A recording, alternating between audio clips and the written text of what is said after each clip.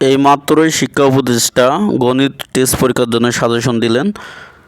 ক বিভাগের জন্য 17টি বোর্ড কোশ্চেন তিনি দিয়েছেন। এখান থেকে 2টি কোশ্চেন তোমাদের থাকবে এবং খ বিভাগে 8টি দিয়েছেন, 8টি থেকে 2টি থাকবে। গ বিভাগে 9টি দিয়েছেন, গ বিভাগ থেকে 2টি থাকবে।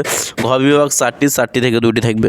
এই ছিল তোমাদের হচ্ছে সৃজনশীলের 8টি কোশ্চেন থাকবে পরীক্ষার হলে। 8টির ভিতর থেকে 5টি অ্যান্সার করতে হবে।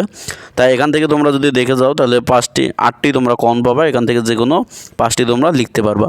আর যে কোনো স্কুলে হোক না কেন এখান থেকে কোশ্চেন করা বাধ্যতামূলক করে দিয়েছেন শিক্ষা উপদেষ্টা, তিনি জানিয়ে দিয়েছেন।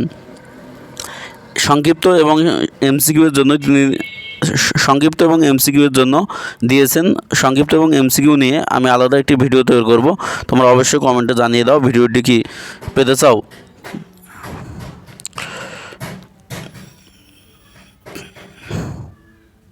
আর ভিডিওটি কেমন হলো অবশ্যই ভিডিওর ইনবক্সে তোমরা জানিয়ে দিতে পারো।